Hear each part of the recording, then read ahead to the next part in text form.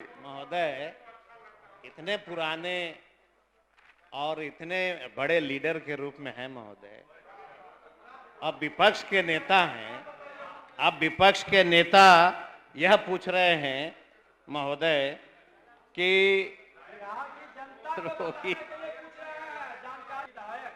नए भी आए हैं महोदय, और जानकारी भी नहीं है कि अस्पतालों के अनुश्रवण में समिति की क्या भूमिका है ये बता देना। लोग तो जाने, बिहार की जनता भी जान ले। माननीय नेता प्रतिपक्ष, पूरक प्रश्न का अधिकार है महोदय। अरे तो हम कहाँ हैं आपको रोके?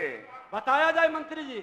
माननीय तो स्वास्थ्य मंत्री, विरोधी पक्ष के जो लोग हैं उन लोगों को हटाइए ना। अच्छा, सरकार सुन ली कि नहीं सुन ली? केंद्रीय गृह मंत्री आ रहे हैं, आपने कहा इन लोग को उसमें जाना है, बाद में इन लोग को जनता की बाद में समस्या फिर से लेना उठेगा। देना नहीं है। ये बड़े नेता इनके आ रहे हैं, इसलिए बाहर जाना चाहते हैं। इनको जनता से कोई लेना देना नहीं है, न बिहार के लोगों से लेना देना है। इनके अमित शाह जी आ रहे हैं। माननीय ये राज्य के गरीब और बीमार लोगों के पक्ष में है।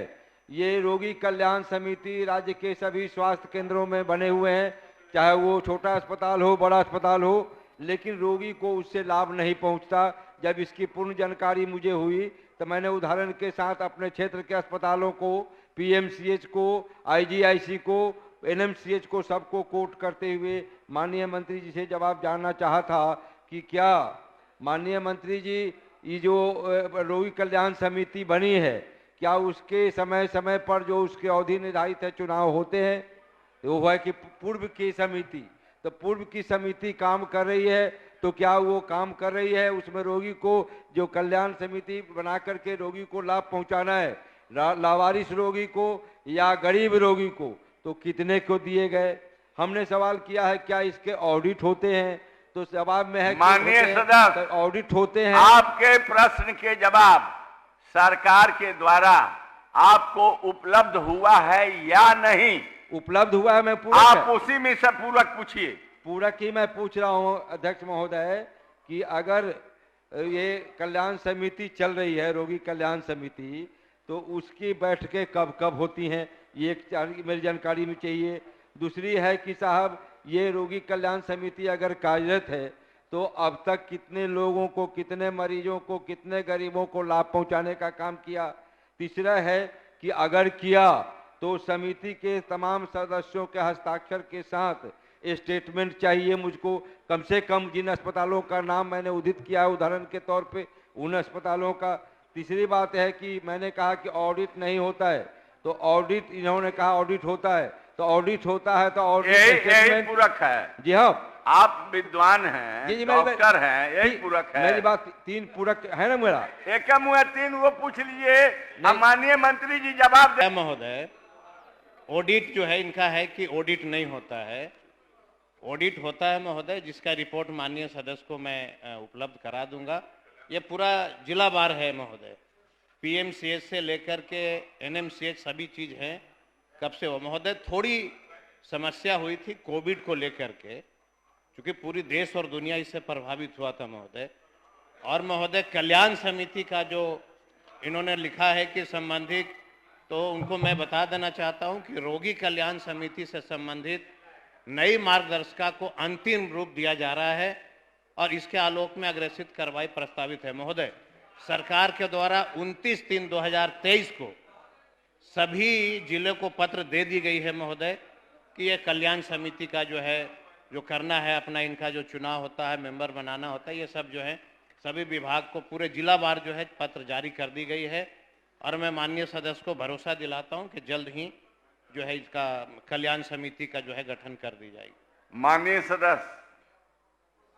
माननीय अध्यक्ष महोदय, ये मंत्री जी ने स्वीकारा कि हाँ, पूर्व से जो चली आ रही है वो अस्त व्यस्त है, तो माननीय मंत्री जी को ये सजेस्ट करते हुए कि ये कल्याण समिति रोगी कल्याण के लिए है, लेकिन कुछ लोगों के कल्याण इससे हो रहे हैं, तो रोगी के, गरीब के कल्याण के लिए इसको सुनिश्चित किए जाए और इसको पुनर्गठन कराएं। और ऑडिट का ये बात हुई है, तो मैं तो स्पेसिफिक भी कुछ नाम दिया था कि उसके ऑडिट रिपोर्ट और बैंक स्टेटमेंट मुझको चाहिए था। तो अगर माननीय मंत्री जी कह रहे हैं उपलब्ध कराएंगे, तो मैं माननीय मंत्री जी से मिल करके और देखूंगा उसको कि हाँ साहब क्या है। माननीय नेता प्रतिपक्ष, एकदम पूरक पूछिएगा, बस महोदय पूरक पूछिएगा।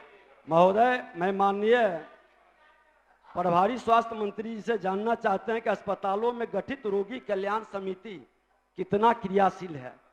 गरीब लाचार रोगी के लिए समिति क्या क्या कार्य कर रही है, और दूसरा है कि अस्पतालों के अनुश्रवण में समिति की क्या भूमिका है, ये बता दें, क्योंकि पूरे बिहार से जुड़ा है, भ्रष्टाचार से जुड़ा है। बहुत अच्छा। माननीय मंत्री महोदय, अभी मैंने अवगत करा दिया कि रोगी कल्याण समिति जो होती है महोदय, उसमें सरकार अभी निर्णय ले रही है। पहले से ये समिति बनी हुई थी, जो पहले से समिति बनी हुई थी, समय उसका पूरा हो गया। समय समय पे इसमें जो है परिवर्तन होते रहता है महोदय।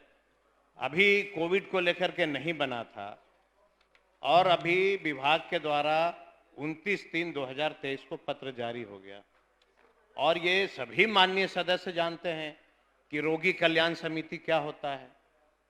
और उसमें अभी विभाग, हम लोग जो हैं, सरकार निर्णय ले रही है, संशोधन उसमें हम लोग को करना है महोदय, इसलिए डिले भी हो रहा है कि रोगी कल्याण समिति में कौन से व्यक्ति को रखा जाए जिससे ज़्यादा से ज़्यादा गरीब को उसमें लाभ हो सके। वो निर्णय हो रहा है महोदय, और पत्र हो गया है, और पत्र में साफ शब्दों में लिखा हुआ है महोदय कि उपयुक्त विषय नियमानुसार कहना है कि अपने अपने जिला अंतर्गत जिला अस्पताल से लेकर स्वास्थ्य केंद्र तक, उप केंद्र स्तर तक सभी स्वास्थ्य संस्थाओं को वित्तीय वर्ष 21-22 तक रोगी कल्याण समिति का ऑडिट किया जाना। अतः अनुरोध है कि पत्र प्राप्ति के 1 महीना के अंदर जिला अस्पताल से लेकर स्वास्थ्य उपकेंद्र स्तर तक सभी स्वास्थ्य संस्थाओं का वित्तीय वर्ष 21-22 तक रोगी कल्याण समिति का ऑडिट अचूक रूप से कराने की कृपया की। सरकार का यह निर्णय हो रहा है महोदय कि जो रोगी कल्याण समिति है, उसमें जो जन सेवक हैं, जो जनता के सेवक करना चाहते हैं, करते हैं, वैसे व्यक्ति को हम मेंबर के रूप में अभी बनाना चाहते हैं, ताकि दवाई ठीक से वितरण होगा कि नहीं, डॉक्टर समय पे आते हैं कि नहीं, ऑडिट होगा कि नहीं, ये सारी चीज का जो है हम जो कल्याण समिति बनाएंगे, उसमें ये जो है लोग अपना देख रेख करेंगे महोदय। माननीय सदस्य श्री ऋषि कुमार, माननीय सदस्य, नहीं कुछ नहीं, हो गया। नेता प्रतिपक्ष पूछ लिए, स्पष्ट हो गया। माननीय अध्यक्ष महोदय, नहीं हो गया, बैठा बैठा बैठा जाए। उत्तर मिला आपने है। प्रश्न पूछा और उसके जवाब उन्होंने दिया। आप नेता प्रतिपक्ष है, आप स्थान ग्रहण करें।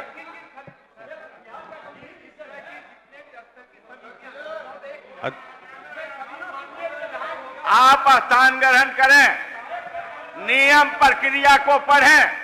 बिना इजाजत के आप खड़ा हो जाते हैं, यह ठीक बात नहीं है।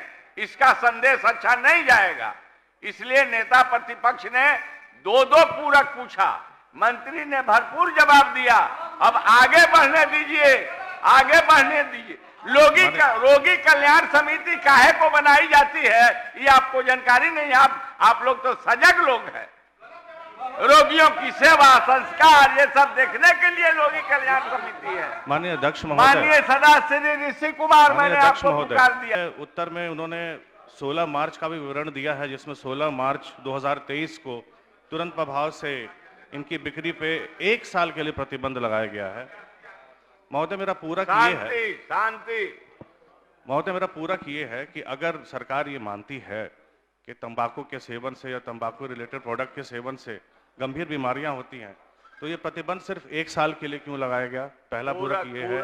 पहला पूरक कि 1 साल के लिए क्यों लगाया। दूसरा पूरक कि अभी भी रास्ते से आते समय हमने कई दुकानों में देखा, प्रतिबंध के बावजूद ये तंबाकू जो है ये मिल रहा है, तंबाकू रिलेटेड प्रोडक्ट जो है उन पर सेल हो रहा है। तो क्या जो प्रावधान है जिसमें बिक्री करते हुए दोषी पाए जाने पे प्रतिष्ठानों के विरुद्ध खाद्य संरक्षा एवं मानक अधिनियम 2006 के सुसंगत धाराओं के तहत कार्रवाई की जाएगी, तो 16 मार्च से लेकर अब तक कितने जगह छापे हुए और कितने लोगों पे कार्रवाई हुई, मैं सरकार से जानना चाहूँ। माननीय मंत्री स्वास्थ्य विभाग, निकोटिन।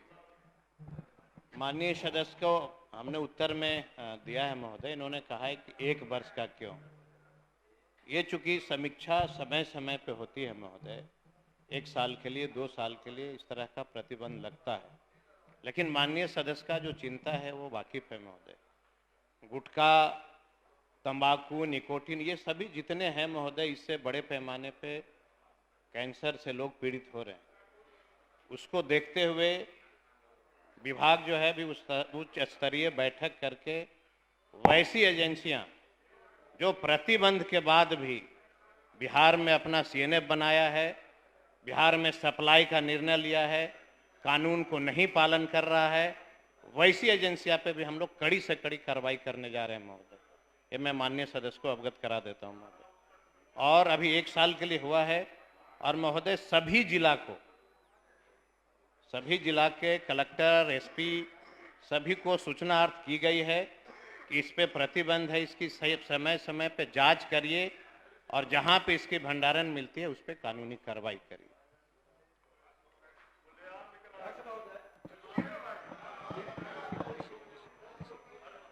माननीय प्रश्नकर्ता पूछिए। अध्यक्ष महोदय, सरकार का उत्तर स्वीकारात्मक है और सरकार इस दिशा में आगे बढ़ रही है, तो मैं सरकार को धन्यवाद देता हूं आपके माध्यम से। बहुत बहुत धन्यवाद। आप तारांकित प्रश्न लिए जाएंगे।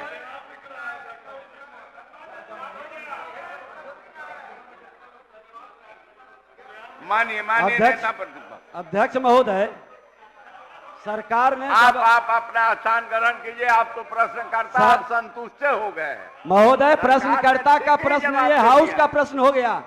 हाउस का प्रश्न है महोदय, सरकार जो जवाब दी है खुलेआम बिक रहा है, और इन्होंने जो प्रश्न किया कि कितने लोगों पर कार्रवाई की गई, एक भी व्यक्ति पर कार्रवाई की गई है? माननीय मंत्री जी आप बता दें। 1 वर्ष में आप कह रहे हैं कि कार्रवाई की जा रही है। आपने लिखा है कि खाद्य संरक्षण एवं मानक अधिनियम 2006 के सुसंगत धाराओं के तहत कार्रवाई की जाएगी। अभी तक कार्रवाई क्यों नहीं की गई? दोषी कौन है इसके लिए? उस पर कार्रवाई होगा। माननीय मंत्री, यह जो है गुटखा, आप जवाब दें। अब तारांकित ही लेंगे महोदय। पूर्व में इस पे प्रतिबंध लगाई गई थी, अभी हमने इस पे सख्त कदम उठाया है। पूर्व में किसी प्रकार की कोई कार्रवाई नहीं की जा रही थी। अभी मैंने कहा है कि जो कंपनियां आप शांति बनाए रखें महोदय, जो कंपनियां चाहे देश के किसी भी कोना में वो इंडस्ट्री बनाया है और उसकी अगर खपत बिहार में हो रही है प्रतिबंध के बावजूद, तो बेचने वाले और कंपनी दोनों के ऊपर सख्त कार्रवाई होगी। माननीय सदस्य श्री रणविजय साहू, तारांकित प्रश्न लिए जा रहे हैं। माननीय अध्यक्ष महोदय, उत्तर मुद्रित है महोदय। तब पूरक पूछिए। हम जानना चाहते हैं महोदय आपके माध्यम से माननीय मंत्री जी से कि जो एक्सीडेंट होते हैं या सांप काट लेते हैं या पानी में जो डूबते हैं, तो उनके लिए सरकार के द्वारा मुआवजा का प्रावधान है, लेकिन महोदय इसका कोई समय सीमा नहीं है। हम देखते हैं कोई 2 साल को 2.5 साल 3 साल, यानी सरकार का मंशा है कि पीड़ित परिवार को हम मदद करें, लेकिन महोदय वह लगातार ब्लॉक हो, जिला कलेक्टेरिएट हो, वह भटकते रहते हैं। तो ऐसे परिवार को सरकार ये मंशा रखती है कि समय सीमा के अंदर पीड़ित परिवार को हम मुआवजा दें। माननीय मंत्री आपदा प्रबंधन विभाग। अध्यक्ष महोदय, माननीय सदस्य ने जो प्रश्न उठाया है, ये प्रश्न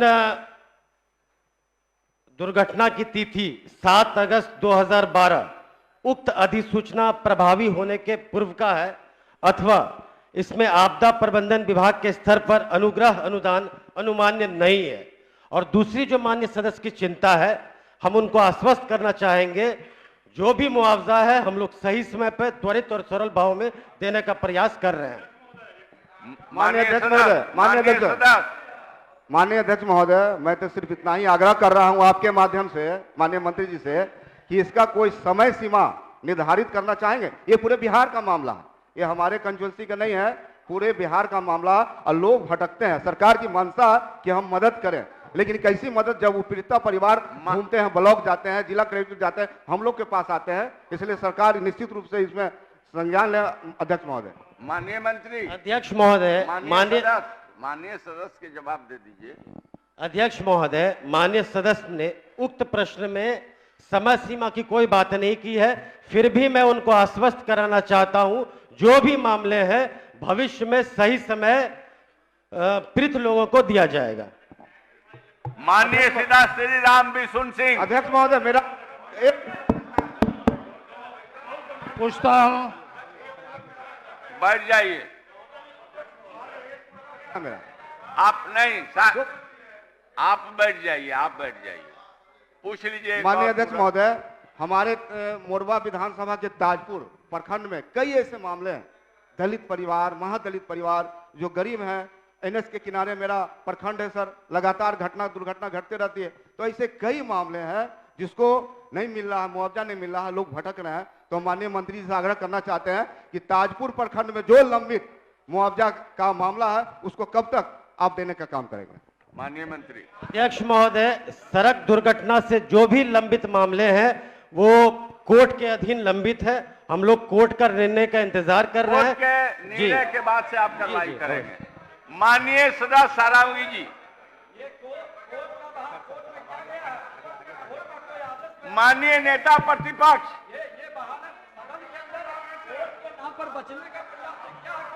आप इसको गहन छान, हम बोल रहे हैं। अध्यक्ष आप महोदय, इसको गहन मैं इसको छानबीन दिखवा कर लूंगा। लीजिएगा। माननीय सदस्य श्री, आप पूछना चाहेंगे क्या? पूछिए। अध्यक्ष, माननीय मंत्री जी का जवाब इसमें जो है, ये कोर्ट का जो बोल रहे हैं तो 7 महीना पहले का बात है, इन्होंने आज जवाब दिया क्या है अध्यक्ष महोदय, कि सड़क दुर्घटना को 20 मार्च 2015 से लागू है, सड़क दुर्घटना में मृतक को पैसा मिलेगा। तो अध्यक्ष महोदय ये बतावें, हम लोग को तो जानकारी है कि पिछले 7 महीना से कोई भी सड़क दुर्घटना में पैसा नहीं मिल रहा है जो आपदा विभाग से अधिसूचित हुआ था। आप पूरक पूछ लीजिए। मेरा पूरक यह अध्यक्ष महोदय कि क्या अभी भी जो माननीय मंत्री जी ने 20 मार्च 2015 से हवाला दिया है कि सबको अनुग्रह अनुमान मतलब सड़क दुर्घटना में मिलेगा, क्या अभी भी मिल रहा है क्या? मैं माननीय मंत्री से पूछना चाहता हूं। अच्छा, माननीय मंत्री। अध्यक्ष महोदय, माननीय सदस्य ने जो मामला उठाया है वो 7/8/2012 का है, और ये जो नहीं, आप कहाँ तक रहे? इधर ताकिए। अध्यक्ष महोदय, माननीय सदस्य ने जो मामला उठाया है वो 7/8/2012 का है। प्रश्नगत मामले में दुर्घटना की तिथि 7/8/2012 उक्त अधिसूचना के प्रभावी होने से पूर्व का है, अथवा इसमें आपदा प्रबंधन विभाग के स्तर से अनुग्रह अनुदान अनुमान्य नहीं है। माननीय श्री राम बिशुन सिंह जी, चलिए पूछिए प्रश्न पूछिए। पूछता हूं, मंत्री सरकार का जवाब आया है सर। आप पासवान जी, अवसर आएगा। सरकार ने आंशिक सकारात्मक किया है कि यह बात सही है। डॉक्टर विनोद सिंह को वीर कुंवर सिंह के वंशज रोहित कुमार के चिकित्सा नहीं करने के कारण इनको निलंबन किया गया था। डॉक्टर विनोद प्रसाद सिंह को विभागीय पत्रांग 172/12/4/22 से निलंबन किया गया और उनको 21/7 को निलंबन मुक्त करके पुनः अनुमंडल हॉस्पिटल जगदीशपुर में इनको अथी कर दिया गया। तो मैं सरकार से पूछता हूं कि जिस पदाधिकारी पर इतना भ्रष्टाचार है तो वहां के सारे चिकित्सक अनुमंडल पदा के जगदीशपुर अनुमंडल के सीएस को लिख करके राज्य सरकार को लिखा कि ये अमानवीय डॉक्टर है, इनके